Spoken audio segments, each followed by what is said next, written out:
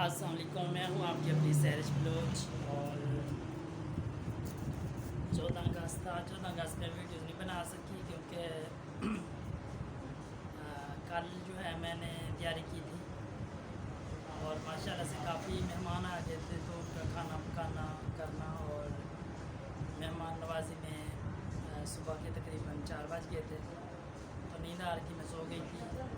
आज तकरीबन मैं 12 बजे उठी हूँ दिन को, तो दोबारा से मैंने तैयारी की और उसके बाद जो है फिर मेहमान आ गया। अभी भी मेहमान आ गए, दरवाज़ा खटका रहे।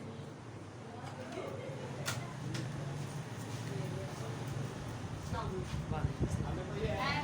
हाँ जी, हाँ जी। मेरे बच्चे ते पठान की अंदर जाएंगे। है मेरा ही है समझो। जान दे, जान दे। दरवाज़ा बंद कर दे। दरवाजा बंद कर दो, जुतियां बड़ो गायब हुई